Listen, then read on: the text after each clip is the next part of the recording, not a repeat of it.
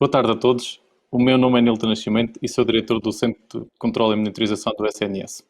Antes de mais, gostaria de agradecer aos oradores aqui presentes por terem aceito o nosso convite para participar neste evento que visa contribuir, através da partilha de opiniões e ideias, para a continuidade da transformação digital na área da saúde em Portugal.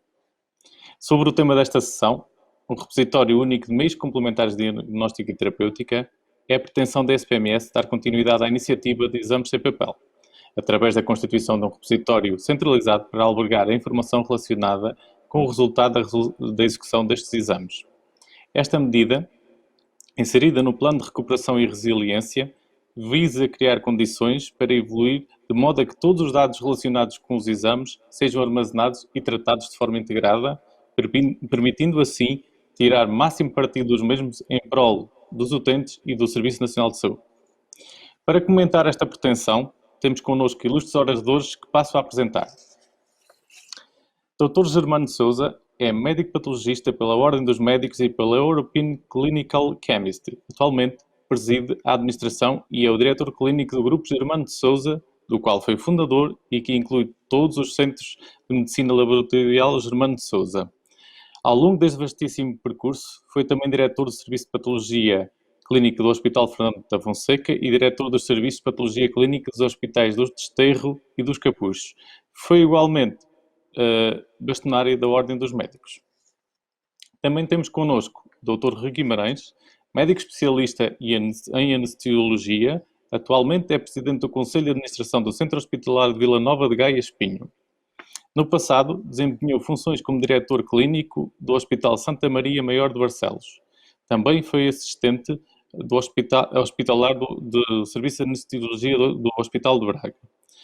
Foi igualmente membro da direção da Sociedade Portuguesa de Anestesiologia durante mais de 9 anos e coordenador do Conselho Nacional do Médico Interno da Ordem dos Médicos. Por último, e não menos importante, o engenheiro Joaquim Cunha, licenciado em Engenharia de Sistemas de Informática, em que, nos anos mais recentes, esteve envolvido no processo de construção do IEL Cluster Portugal, sendo atualmente o seu diretor executivo.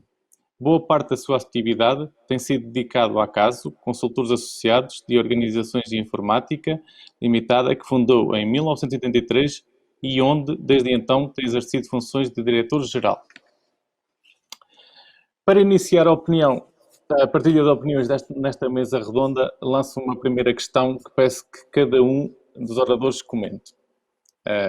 Dado o seu contexto profissional diferenciado, em que cada um se insere, como se posicionam perante a constituição de um repositório central que pretende albergar toda a informação relacionada com a realização dos meios complementares de diagnóstico e terapêutica, elencando no vosso entender e das instituições que cada um representa, quais são as oportunidades e desafios que se avizinham. Iniciaria esta conversa com o Dr. Rui Guimarães, ao qual passo a palavra.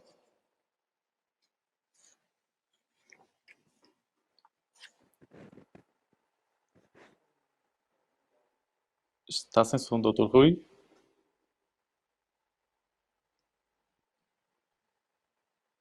Muito obrigado à SPMS pelo convite para estar aqui presente e desde logo temos logo os ingredientes de sucesso de uma mesa, porque temos 2 médicos e 2 engenheiros para conseguir fazer com que esta mesa seja de facto um sucesso em termos de soluções. Gostaria de partilhar aqui algumas dificuldades também, que também fazem parte do crescimento natural das pessoas, e eu divido aqui 2 ideias em particular. A questão de aquilo que é o sonho e a ambição das pessoas em conseguir, digamos, imaginar soluções, e depois a realidade, a prática difícil do que é fazer acontecer. Eu trago aqui um pequeno exemplo daquilo que me aconteceu quando cheguei ao Hospital de Barcelos, em que me posiciono um bocadinho como esta criança que está aqui a superar um dente de leão, tendo um desejo de conseguir melhorar muito o hospital, e chego a um hospital que nem tinha um aparelho de TAC e que tinha muitas dificuldades em conseguir fixar jovens médicos e fazer, digamos, ser atrativo para desenvolvimento e diferenciação. Não só isso, como tínhamos ainda, inclusivamente, uma câmara de revelação química das películas de raio-x e, portanto, uma imagem, de facto, muito ancestral daquilo que é a modernização digital. Mas não há que baixar os braços, há que ser inovador, e tentámos, no fundo, lançar uma campanha que fosse a realização de um peditório para compra de um TAC para o hospital. mas tal às vezes é a ingenuidade de uma criança que não tive, digamos, o pensamento suficiente para perceber que não basta ter uma máquina de TAC, é preciso também um repositório para organizar as imagens. E, portanto, esta foi logo a minha primeira dificuldade, que foi ter um embate em que aquilo que muitas vezes nós pretendemos não é exatamente aquilo que nós temos. E, portanto, não podia ser mais favorável a que se pudesse arranjar uma solução. E tive a sorte e o privilégio de ter, na altura, uma Missão Regional de Saúde do Norte que, no fundo, tendo um projeto já em curso de ligação de todos os centros de saúde da região Norte, poder ter incluído o nosso hospital quase como um centro de saúde grande para poder ter essas imagens. E, portanto, este que é, digamos, uma dificuldade e um muro, um obstáculo na concretização de um objetivo, transformou-se numa oportunidade em que tecnicamente estava muito fácil de resolver. E, portanto, ainda ao dia de hoje é assim que funciona e, portanto, não poderia, com este exemplo, dar melhor entrada a esta mesa do que uma concordância completa no sentido de podermos organizar os recursos em torno daquilo que é melhor para os hospitais e, sobretudo, para os doentes. Queria dar aqui nota também que temos muitas vezes a sensação de que os doentes andam perdidos no sistema e o mais fácil é pedir um novo exame. Olha, não sei, não encontro esse ataque do senhor, não encontro estas suas análises, vai fazer uma nova. E muitas vezes desse gesto de fazer uma nova, além da despesa associada, vai também algum próprio risco para o doente. E, portanto, acho que felicito pelo facto o tema.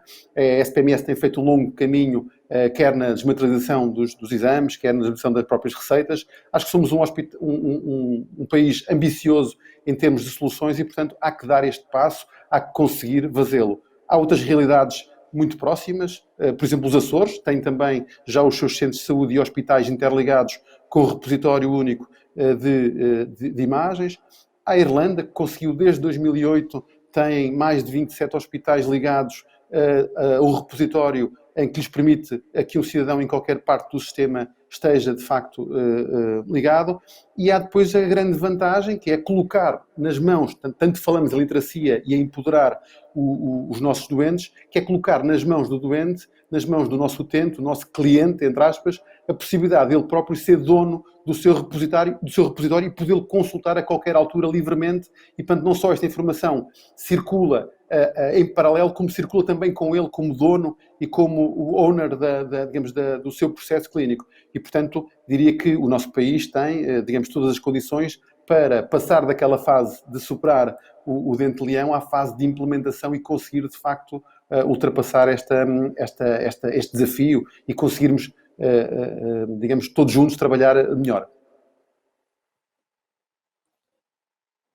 Tenho mais algumas coisas para mostrar, mas se calhar mostraria depois. Ok. Muito obrigado, Dr. Rui. Seguindo a lógica do percurso do exame, passando agora para a componente das empresas, pediria ao Dr. Joaquim Cunha o seu comentário sobre a questão em si. Muito obrigado. Primeiro um agradecimento, naturalmente, à SPMS pelo convite, um cumprimento ao moderador e aos colegas de painel com quem é um gosto estar. Eu se calhar vou fazer, e se me permitir, aqui um zoom, muito na linha da visão do Health Cluster, em que procuramos ter uma visão integrada sobre estes temas e aquele que hoje aqui nos traz os dados em saúde é porventura, eu quase que me atrevia a dizer, o desafio do futuro, como iremos certamente constatar nos tempos mais próximos. Deixem-me então dar algumas notas de enquadramento. Para o Health Cluster, e este é um tema estratégico, aliás, decorre da nossa visão. Num exercício que foi realizado há muito pouco tempo, há cerca de 2 anos, em que procurámos olhar estrategicamente para a década que estava a começar, chegámos a quatro agendas estratégicas, que são elas a da inovação, a da industrialização, a da digitalização e a dos dados. Isto é, 50% está na linha do que hoje aqui nos traz e está na linha do que é mais ou menos óbvio. Que, por sinal, a pandemia, e mais do que a pandemia, a recuperação que se há ou se está a seguir à pandemia, veio e está a reafirmar. E nesse contexto, também muito recentemente, fizemos publicar um trabalho, um estudo, a que demos um nome, que pode ser muito pomposo, de Plano de Desenvolvimento da Saúde, no fundo, uma visão para esta recuperação, uma contribuição para a recuperação que o país está a iniciar, vai iniciar, e onde a saúde está a ganhar centralidade. E neste Plano de Desenvolvimento da Saúde há 5 áreas-chave. Uma delas é o que chamamos a Smart Health. Mais uma vez, este tema está em cima da mesa. Depois darmos aqui algumas notas de um conjunto de iniciativas que temos em curso, a dinamização de um data lake, a temática do Value-Based Healthcare, um projeto mobilizador na área da Smart Health. Ainda na área da Smart Health nós temos uma network de associados que estão neste momento a trabalhar numa plataforma de gestão da doença crónica. Mais uma vez, os astros, se assim posso dizer, os astros alinham-se todos neste sentido. Também uma nota para a dinâmica europeia que está a desenvolver-se neste domínio. Nós temos procurado dela participar.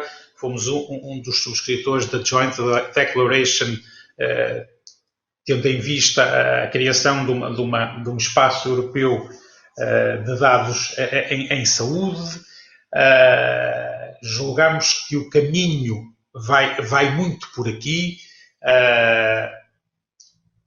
Usando a metáfora do sonho e do menino que o Rui Guimarães apresentou há pouco, eu não sendo menino, mas com vontade disso, eu acho que podemos ter um sonho de uma Europa melhor, de uma Europa mais unida, de uma Europa mais coesa, e provavelmente o caminho pode-se passar pela saúde, isto é, a Europa vir a ter uma política comum de saúde, e se isso acontecer, provavelmente vai acontecer através dos dados, se formos capazes de criar um espaço comum europeu de dados em saúde. Eu vou-me calar por momentos para não monopolizar, e depois voltaríamos ao tema. Muito obrigado. Muito obrigado, Dr. Joaquim. Passaria então a palavra ao Dr. Germano de Sousa para expor a sua opinião sobre a questão colocada. Muito obrigado, antes de mais, pelo convite. Cumprimento os ilustres colegas de painel e pedia se me podiam pôr uns slides que tenho aí para mostrar. É possível?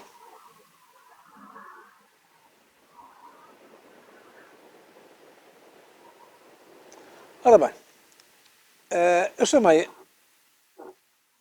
a isto a procura da Arca da Aliança, ou seja, a procura dos dados perdidos em saúde, porque na realidade é fundamental, apesar de algum trabalho ter sido feito, fazermos uma aliança entre todos que trabalhamos em saúde, entre todos sejam eles de toda a ordem, SNS, hospitais, convencionados, o que quiserem, temos que criar uma plataforma comum, porque os dados em saúde não são nossos, são do doente.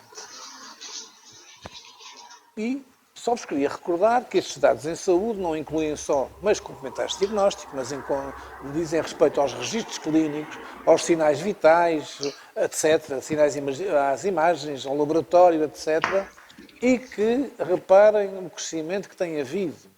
Em 2017 havia 153 exabytes registados de dados em saúde. Em 2020, isto na Europa, 2.134 exabytes. É o que se produz. É o crescimento, é este. Lembra-se que um exabyte são 10 elevado a 8. 92% dos dados de saúde dos europeus estão fora da União Europeia. Na Amazon, e não só na Amazon, na Google e em muitos outros health lakes que nós não conhecemos, muitas vezes não sabemos quais estão, e cada vez começam a recolher mais esses dados em saúde, que serão muito úteis até do ponto de vista económico. É fundamental percebermos que a medicina futura vai ser uma medicina baseada em dados. Não só porque temos o 5G que vem aí, não só porque temos sensores que a terceira idade pode estar ligada, mas também porque esses dados em saúde, quanto mais ricos forem, quanto mais informação e conhecimento por processos analíticos e cognitivos, melhor são tratados os nossos doentes. A inteligência artificial, a machine learning e a deep learning vão tornar isso cada vez mais possível. Vai ser possível melhorar a velocidade e a precisão do diagnóstico. Pode haver uma gestão proativa e preditiva dos cuidados de saúde e do risco de doença de cada um e terapêuticas precisas e personalizadas. E estas capacidades vão ser alcançadas mediante aquisição e gestão automática dos dados clínicos dos doentes, suporte aos serviços laboratoriais e sistemas baseados na imagem, nomeadamente através da inteligência artificial, acesso remoto à informação médica, acesso a bases de dados médicos internacionais, que é muito importante, nós estamos num mundo global, estamos numa Europa. Suporte, através da inteligência artificial, ao diagnóstico e terapêutica, mediante integração de todos os dados em saúde do doente. Integração dos dados administrativos e clínicos. E isso vai permitir uma gestão financeira adequada com a diminuição dos custos. Os resultados e relatórios de meios complementares de diagnóstico, nomeadamente os exames laboratoriais, referentes a cada doente, encontram-se neste momento dispersos por várias plataformas ou não estão em nenhuma. O doente vai fazer... É que nós temos que perceber que o doente tanto vai ao Serviço Nacional de Saúde como vai a todo o sistema de saúde. E os dados do doente não estão localizados num único suporte. Isso é fundamental para o futuro. Se nós realmente queremos falar no futuro e na saúde do futuro, temos que perceber que isto não pode ser só os dados do Serviço Nacional de Saúde. Mas o indivíduo que foi ao Serviço Nacional de Saúde foi à ADSE, foi ao médico privado, foi ao hospital privado, foi aonde quiserem, e todos esses dados estão dispersos. E não há a mínima relação entre eles. Não estão relacionados entre si, nem com os restantes dados clínicos, que ainda é pior. Percebe a mim uma análise clínica ou um exame radiológico se eu não sei nada sobre o que se passa com esse doente. Mais nada. E a manter as coisas como são, isto dará origem a piores cuidados de saúde e a elevados custos, resultantes de uma enorme informação desperdiçada e de um elevado número de repetições desnecessárias de exames. Eu tive essa experiência, por exemplo, nos hospitais que dirigi, Fernando da Fonseca, por exemplo, chegou uma altura em que não deixava que os colegas pedissem determinados exames que já tinham sido pedidos da semana passada. Quando peguei no hospital, pediam-me todas as semanas anticorpos anti-IV, como se houvesse possibilidade do doente ter desaparecido da SIDA de um dia para o outro. Era a máquina que funcionava assim. Portanto, isto é um exemplo mínimo. Há muito que fazer. Não é só ter uma plataforma para o Serviço Nacional de Saúde, há que saber como vamos trabalhar essa plataforma e como é que vamos integrar esses resultados em tudo. Se não o fizermos mais do que isto, vamos ter sintomas. Isto não passará de um sintoma de um SNS autista que resiste à ideia de um Sistema Nacional de Saúde harmónico e integrado a bem do doente e do erário público. Por isso é que eu intitulei no início isto como à procura como a Arca da Aliança. Nós temos que fazer uma aliança em que todos os dados de cada doente estão numa única plataforma e qualquer um pode consultar, qualquer um médico autorizado pelo doente, isto do ponto de vista ético é muito importante, pode consultar os dados do seu doente ao longo da sua vida e sempre. Senão vamos perder muito. Muito obrigado. Agora acabo. Muito obrigado, Dr. Germano. Aproveitaria e colocaria-lhe desde já uma questão, e seguindo a sua apresentação. No seu entender, acha que estamos preparados para dar este passo? Para sair do modelo descentralizado e avançar para uma centralização, nomeadamente, na sua opinião, que conhece como ninguém o setor privado e o contexto dos prestadores convencionados? Em minha opinião, não estamos preparados ainda, mas temos que estar. É fundamental que a questão do setor privado, que pôs bem, e do setor convencionado, há que criar regulamentos que permitam isso a bem do doente. Senão, senão não vamos a lado nenhum. O futuro é este.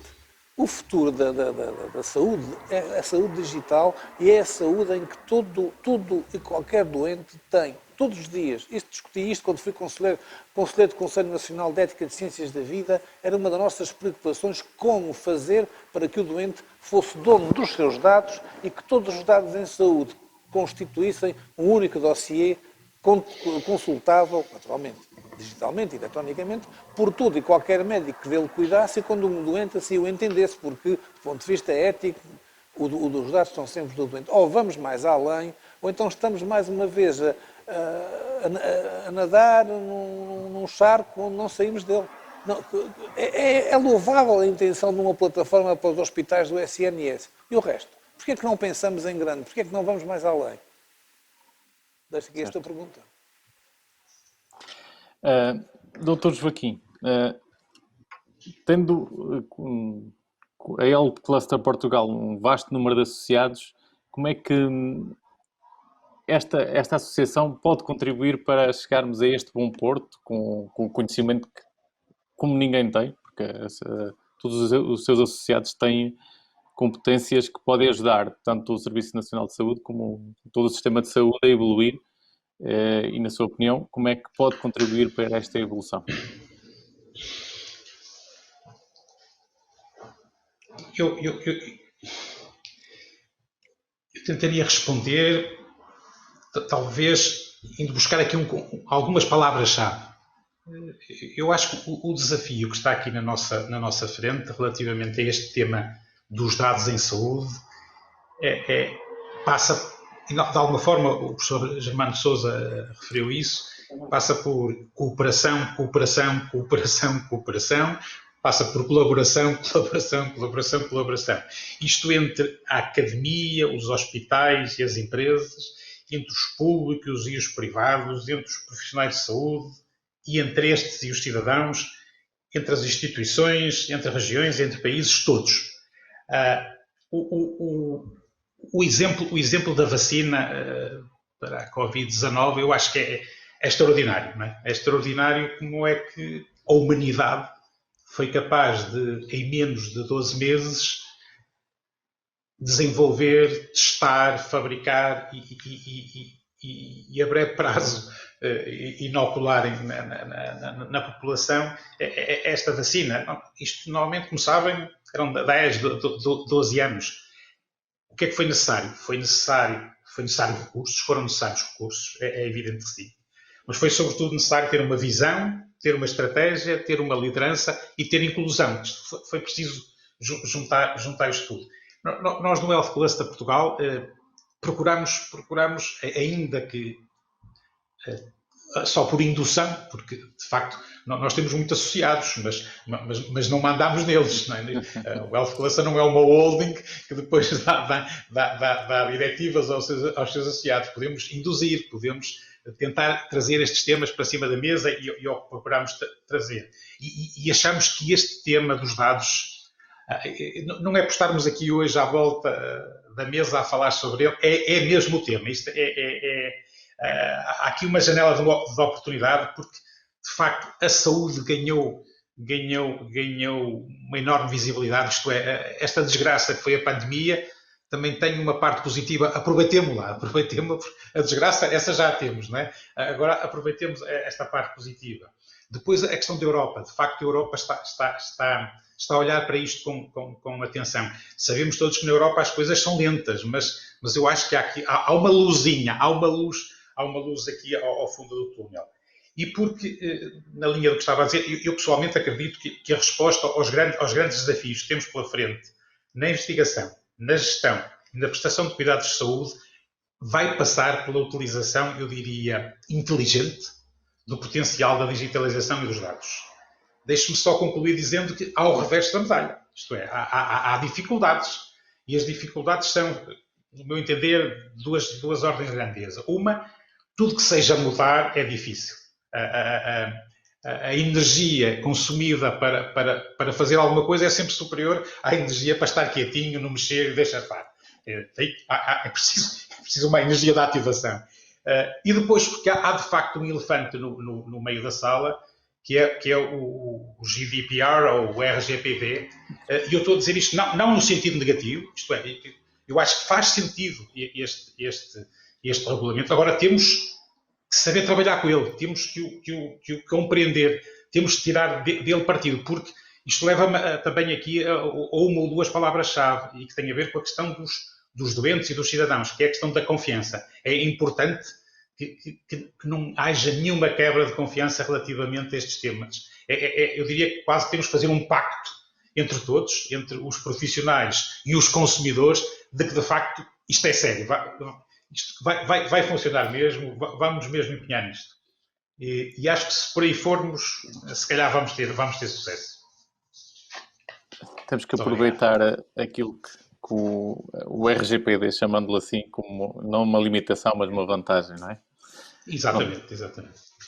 Doutor Rui, voltando à sua apresentação, tendo por base aquilo que já passou numa dimensão, diria, mais pequena, não numa dimensão nacional, quais foram os fatores de sucesso para a abordagem que fez e que teve para transformar uma limitação numa vantagem, não é? Porque neste caso também para o nível nacional também é assim, também temos que trilhar esse caminho. É exatamente isso. Eu estava a ouvir os meus colegas de mesa e, de facto, mudar é sempre mais difícil, gasta sempre mais energia. Mas o segredo é mudar como se fosse para nós próprios. Ou seja, quando outro dia um colega meu estava em viagem pelo outro lado do mundo e, de repente, é atropelado e faz uma fratura e quer a opinião para saber como é que, se lhe estão a propor uma boa cirurgia ou se deve entrar no avião e ser operado cá, o que é que ele faz? Ele faz uma fotografia pelo WhatsApp e manda para o colega que está cá para ver. E, portanto, nós quando é para nós próprios, somos muito rápidos a esquecer os RGPDs e a atalhar caminho para resolver os problemas. E quando criamos soluções que, de facto, nos interessam e nos movem, elas são mais facilmente implementadas. O exemplo da vacina, que foi aqui dado, por exemplo, é um excelente exemplo. Nós temos um registro eletrónico da vacina e sabemos, ao segundo, não só quem está a ser vacinado, mas até georreferenciado aonde é que estão a ser feitas as vacinas. E, portanto, isso deu-nos uma enorme vantagem, digamos, em termos de país, em termos de sistema de saúde, por cima dos outros países, independentemente se estivesse no SNS ou se estivesse fora do SNS. Por exemplo, e respondendo um bocadinho ao Dr. Germano, aquilo que ele disse e que eu também subscrevo, nós, quando fizemos esta implementação em Barcelos, uma das coisas que tínhamos muitos exames fora do hospital e uma das coisas que implementámos foi, obviamente, criar uma norma que incluísse também o setor convencionado para que os exames, mesmo que fossem realizados fora do hospital, caíssem no mesmo local. E esta ideia do empoderamento do doente, e cada vez mais os doentes reivindicam os seus direitos, porque cada vez mais cada um tem a percepção que o doente podemos ser nós. Eu acho que a pandemia nos criou aqui um alerta muito grande para percebermos que a doença não é uma coisa que está na comunidade e que está com as pessoas doentes e com pessoas com muitas patologias. A doença pode ser com qualquer um de nós, inclusive com pessoas saudáveis e que não têm, à partida, nenhum risco para isso. E, portanto, eu acho que as pessoas estão mais despertas para esta questão da saúde. E, portanto, a sua pergunta é como é que se faz a mudança? Envolvendo as pessoas, obviamente, e criando um caminho que seja mais fácil.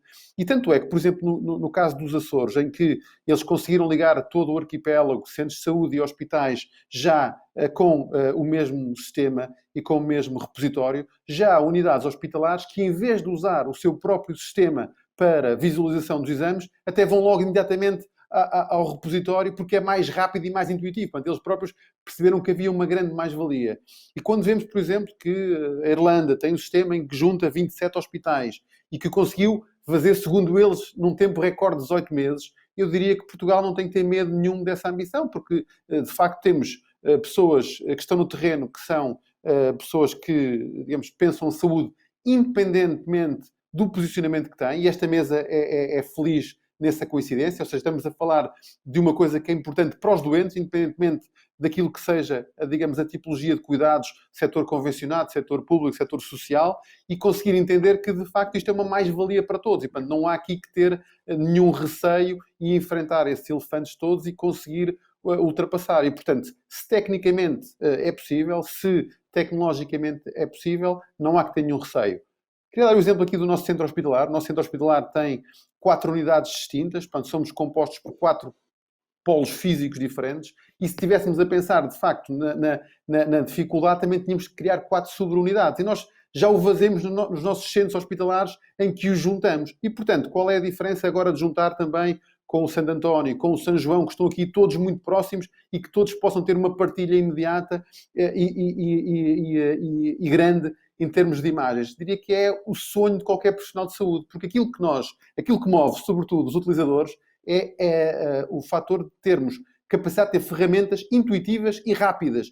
Ninguém tem paciência hoje para estar ali atrás dos cliques e abrir mais uma janela e esperar enquanto comunica. E, portanto, se nós damos às pessoas ferramentas fáceis, rápidas, intuitivas, de trabalho, é isso que elas querem. E, portanto, eu acho que, de facto, neste tema concreto do repositório, como foi o tema da prescrição médica também centralizada, acho que são temas que são agregadores e que são facilmente, digamos, uma grande vantagem para todos e que vamos todos conseguir realmente lá chegar. E, portanto, estou muito otimista e, portanto, agora com um bocadinho mais de experiência, porque já fiz os meus próprios erros, como todos, mas eu acho que conseguiremos lá chegar e acho que temos tudo para que isso possa. E acho que devemos aproveitar, sobretudo, as oportunidades que nos são dadas, porque investimento financeiro, obviamente, é importante, mas, sobretudo, é preciso olhar também para os ganhos que estão associados com isto. E, portanto, só nos ganhos de evitar a desnecessária multiplicação dos exames, só nos ganhos que estão na possibilidade, por exemplo, de ter uma mesma entidade a relatar exames para várias entidades em horários incómodos, por exemplo, que muitas vezes é um problema que os hospitais têm na rentabilização dos seus recursos. Só aí estão poupanças muitíssimo interessantes que podem alavancar estas ideias todas. Ok. Então, compreendo, e tinha aqui uma última questão que seria, será o caminho certo, mas disso, pela opinião de cada um de vocês, já depreendemos que o caminho certo é este, apesar das dificuldades que iremos ter. E como última pergunta, e aproveitando que serei uma das pessoas que está envolvida na criação deste repositório, que dicas, ou seja, que orientações é que nos dariam para chegarmos a bom porto com este desígnio que pretendemos implementar e que pretende alterar o paradigma atual, que é a descentralização e os exames estarem no sítio onde são realizados, para um paradigma completamente diferente, que é centralizado e de partilha de informação, em que a interoperabilidade vai ser a fonte, vai ser a palavra-chave neste contexto em si. Podíamos começar pelo Dr. Rui, para dar sequência à sua conversa. Eu acho que devemos ter cuidado quando falamos muitas vezes único. A palavra que está aqui nesta mesa é uma palavra perigosa, porque a saúde vive muitas vezes de redundâncias e da possibilidade de, se havendo qualquer catástrofe num determinado local, o sistema não parar. E, portanto, mais do que propriamente nos estamos preocupados se vai haver uma nuvem, se vai haver ali um sítio no fundão em que todos os dados estão lá a ser colecionados, é sobretudo criar, digamos, normas em que, digamos, as pessoas estejam indexadas facilmente ao mesmo sistema e os sistemas comuniquem independentemente da natureza do fabricante, porque, como sabemos, o mercado tem várias soluções. E, portanto, independentemente de forçarmos que todos usem o mesmo fato à medida e, digamos, o mesmo colete de forças, que muitas vezes é um dos handicaps à implementação destas medidas, é que os sistemas comuniquem e que as pessoas estejam identificadas de uma forma fidedigna dentro de cada digamos, das instituições por onde o paciente circula e, portanto, ter a preocupação também de criarmos mecanismos de segurança que permitam que as pessoas percebam que o sistema é robusto. A partir daí, diria que muitas vezes somos normalmente motivados quando temos experiências piloto que funcionam muito rapidamente e, portanto, diria que provavelmente aqui a região norte, que já tem neste momento um avanço na matéria, porque tem já todos os centros de saúde ligados e um hospital, e está em vias de ligar o segundo, pudesse constituir-se como um piloto de uma destas soluções e contaminar, digamos, o resto com esta solução. E, portanto, os pilotos têm muitas vezes esta dimensão de que estamos a ensaiar e, portanto, também baixam um bocadinho as dificuldades que as pessoas colocam, digamos, ao nível de exigência e do perfeccionismo que muitas vezes nos impedem de lá chegar e, portanto, esta seria, digamos, a minha sugestão. obviamente, voltando aqui ao que eu disse no início desta sessão, que é envolver toda a gente, ou seja, envolver utilizadores, envolver os engenheiros, os médicos, as pessoas que utilizam, para que a solução, de facto, seja possível e seja depois de fácil adesão, porque se ela, digamos, naturalmente começar a ser praticada, é impossível pará-la. Doutor Joaquim, peço o seu comentário final. Está sem som. Tinha que haver eu estava a dizer que vou ser muito breve. Eu talvez resumisse isto só numa palavra, que é transparência. Transparência no sentido de, envolvendo todos, o processo poder ser visível a toda a gente. Porque, de facto, isto é do interesse geral. Deixe-me só mesmo uma última reflexão. Se nós pudermos congelar esta conversa e daqui a 20 anos, se calhar já cá não estamos, mas a revisitarmos, vamos ver eu diria quase quão ridículo era estarmos aqui a discutir esta questão, porque de facto o caminho vai ser este. Eu não tenho grandes dúvidas, não é porque tenha alguns dotes divinatórios, é porque não há outro caminho, vamos ter que ir por aqui. Agora, as palavras transparência, as palavras ética, todo esse conjunto tem que estar presente para que o processo não tenha fissuras, para que haja o tal compromisso entre todos, entre os profissionais e os doentes. Muito obrigado. Muito obrigado. Doutor Germano. Muito obrigado. Duas palavras muito rápidas. Voltando à minha ideia de que isto tem que ser um todo em que todos estão implicados, e não só o Serviço Nacional de Saúde, então um todo, e há que criar isso rapidamente, eu diria, tecnicamente, não digo como é que isso se faz, vocês sabem muito melhor do que eu como é que isso se faz, mas acima de tudo há que haver vontade. E acima de tudo, vontade política. Os políticos têm que perceber, aqueles que têm a ver com a saúde, têm que perceber que isto é fundamental e isto é o futuro. Sem isto, o próprio Serviço Nacional de Saúde pode nunca vir a funcionar convenientemente. Eu diria transparência, sim senhor, vontade de colaborar, todos têm que colaborar, todos têm que ser chamados, todos têm que ser entusiasmados para irmos todos para a frente, convencionados, privados, sociais, públicos, e depois vontade política. É preciso que os políticos entendam a importância que isto pode significar. Muito obrigado. Muito obrigado então a todos. É pena a sessão ser tão curta, que teríamos aqui uma continuidade de conversa bastante interessante, mas faz parte. Gostaria de agradecer por último a todos e muito obrigado por este tempo, cujas ilações e cujos comentários iremos aproveitar de certeza, vão contribuir de certeza para um evoluir desta solução, e esperemos contribuir com a colaboração de todos e futuramente discutir novamente o tema, e daqui a 20 anos cá estaremos todos para ver a evolução. Muito obrigado e continua, e para quem está a assistir à sessão, espero que tenha gostado e continue a assistir ao evento. Muito obrigado a todos e boa tarde.